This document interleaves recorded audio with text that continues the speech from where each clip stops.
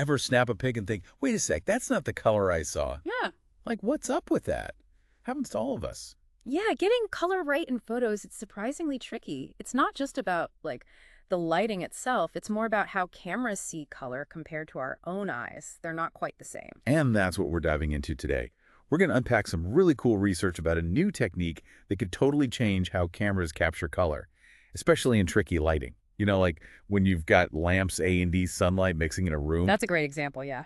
So we've got excerpts from this master's thesis about something called spectral ray tracing, Sounds kind of intense, right? right? I mean, just the name. It's definitely cutting edge stuff. Mm. Basically, it lets us simulate light in a really detailed way, way beyond what normal cameras can capture. Okay, so for someone who's not a tech wizard, what does that actually mean for a photo I take? Think of it this way. Our cameras, they usually capture color as a mix of red, green, and blue light, same way your phone or computer screen displays stuff. Those are the basic building blocks. Exactly. But light itself, out in the real world, is way more complex than just those three colors.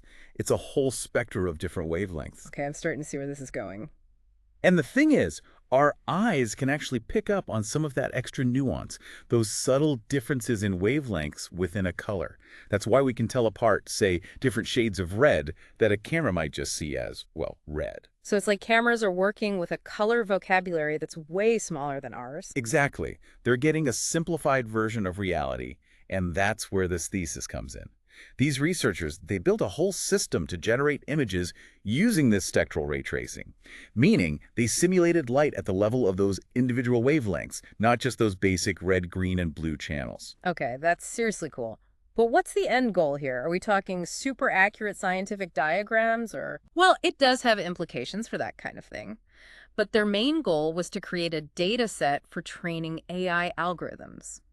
See, if you can teach an AI to recognize true color based on all this super detailed spectral information. I see where you're going with this. Exactly. It could completely change how cameras do color correction, especially in those tough mixed lighting scenarios we were talking about before. So they basically created a perfect color world inside a computer, and now they're going to use that to teach our cameras how to see better. That's a great way to put it. They've created the ultimate reference point.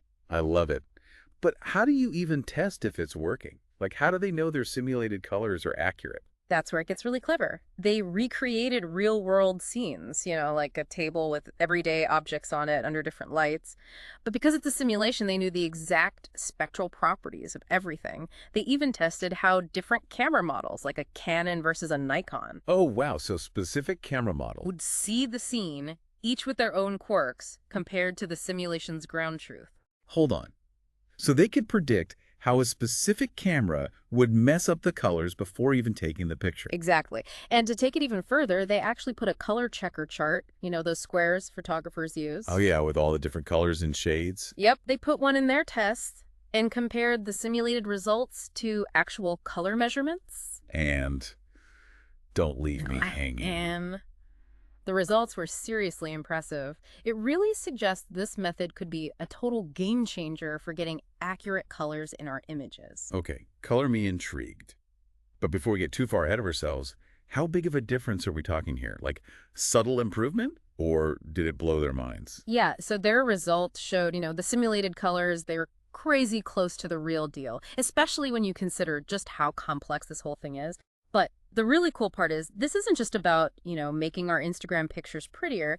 It's about changing how we think about color in, the digital world, period. Okay, now you've got my attention. How does it change how we think about color? Well, think about it this way. Right now, the way your phone or your camera does color correction, it's based on some assumptions about light that, well, aren't always accurate. They kind of treat light as this one-size-fits-all thing. Yeah, I never really thought about it like that. But if you really stop and think about it, the light from those buzzing fluorescent bulbs in your office is totally different from, the warm glow of candles at a fancy dinner. Totally different vibes. Right. One's kind of harsh. The other makes everything look, romantic. And the amazing thing is, our eyes can totally tell the difference. Yeah, you don't need a science degree to see that. Exactly. And this research, it's finally taking those nuances seriously. Yeah. By understanding the full spectrum of light, like how it interacts with stuff at a super granular level, it's like we're unlocking this whole new level of accuracy in our images. It's wild. This is actually making me think of a classic photo problem. You know, when you're trying to take a picture indoors, but there's also some sunlight coming in. Oh yeah, I've been there. You always end up with that weird yellow or blue tint on everything.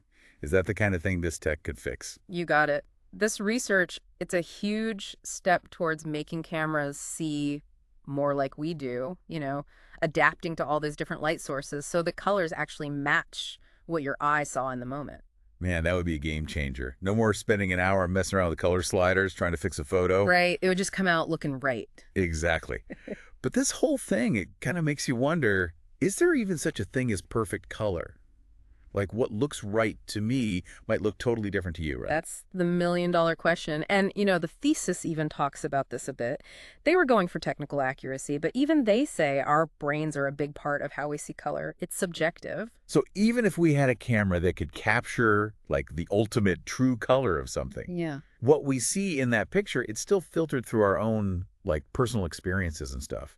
Exactly. And that's what makes this whole thing so fascinating. It's where science meets art. We're getting closer to this really objective way of capturing color, but there's always going to be that element of personal interpretation that even the craziest tech can't fully replicate. Mind blown. So we're saying this research is super technical, but it also kind of opens up a whole philosophical can of worms about color, right? Like, what does accurate even mean when it comes to how we see things? Exactly. And it makes you think, what are we even aiming for with all this? Are we after some kind of technical ideal, or are we trying to capture the feeling, the emotion of what we see? Right, because that's what really sticks with us, right? Yeah. The feeling of a place or a moment. It's true. And that's what makes this whole field so interesting. Now we have the technology that's catching up to those bigger questions. Speaking of technology, there's one more thing I wanted to ask about. You mentioned a color correction matrix earlier. What is that exactly, and how does it fit into all of this? Yeah, the color correction matrix, or CCM. Basically, think of it like a translator for color. It helps connect how cameras see color.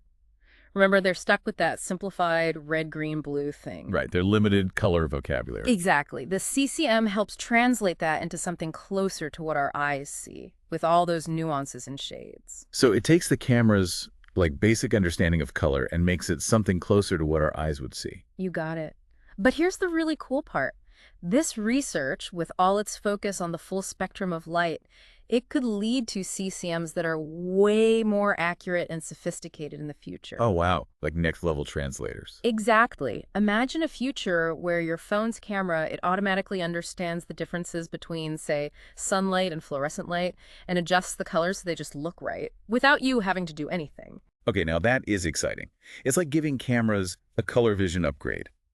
So we've talked about like giving cameras this whole color vision upgrade, making them see more like we do. But it kind of makes you wonder, is there even such a thing as perfect color? Will my camera ever truly capture what I see, looking at a sunset or something? That's the million-dollar question, right? And honestly, it's not a simple answer. Perfect color, it's really subjective. What looks amazing to you might look, well, kind of boring to me. Totally. It's like some people are all about those super bright, bold colors, and then others are way more into subtle, muted tones. Exactly. Our own tastes play a huge role, but it goes even deeper than that. Our brains, they're actually wired a little differently when it comes to color. Oh, interesting. So it's not just a matter of taste. It's like literally how we're seeing things. It's a whole mix of things, really. Our biology, sure, but also our past experiences, the cultures we grew up in, all sorts of stuff. It all shapes how we see and interpret color. So even if I had a camera that could capture every single wavelength of light in a scene, someone else might still look at the photo and be like, it looks different to me. It's totally possible. There's this element of personal interpretation that even the most advanced tech can't fully replicate. This research, it gives us the tools to get closer to a kind of objective color accuracy, but at the same time, it really highlights how amazing and unique our own experiences of color really are. This whole conversation has really made me think about color in a whole new way. I never realized how much was going on behind the scenes. Literally. It's one of those things, right? Color is so fundamental to how we experience the world that it's easy to forget just how complex it really is. This research, it's not just about better vacation photos. It's about understanding ourselves and how we perceive the world around us a little bit better. So where do we go from here? What's the next step in this quest for like the holy grail of perfect color, even if it's kind of a moving target? Well, this thesis, they really focus on building that fundamental data set, right? That perfect color world we talked about earlier. Right, the ultimate reference point. Exactly. So now the next step is to actually use that data. Train those AI algorithms to recognize and correct color in all sorts of real-world situations. So are we talking about a future where our phones and cameras are like automatically adjusting for different lighting, understanding the nuances of a sunset versus like a fluorescent bulb in a grocery store? That's the dream, right? And it could be closer than we think. And in that future, our photos would actually look even better than what we saw ourselves. That's kind of trippy. It is kind of wild to think about, but even if we never achieve that perfect color reproduction, 100% foolproof, the journey is going to be fascinating. This research, it opens up so many doors for new discoveries, not just in photography, but in art, neuroscience, you name it. It's amazing, right? We started with a simple question. How do we make our pictures look better? Yeah. And somehow we've ended up exploring this whole universe of complexity and wonder hidden within color itself. That's the beauty of a good deep dive, isn't it? It's about taking the time to appreciate those things we usually take for granted, realizing there's always something new to discover right under our noses. Couldn't have said it better myself. Well, on that note, I think it's time for us to wrap up this colorful journey. A huge thank you to you, expert speaker, for diving into the spectrum with us today. It's been a blast. The pleasure was all mine, really. And to all our listeners out there, thanks for joining us on the Deep Dive. We'll catch you next time for another fascinating exploration into the world around us. Until then, keep those cameras clicking and those minds curious.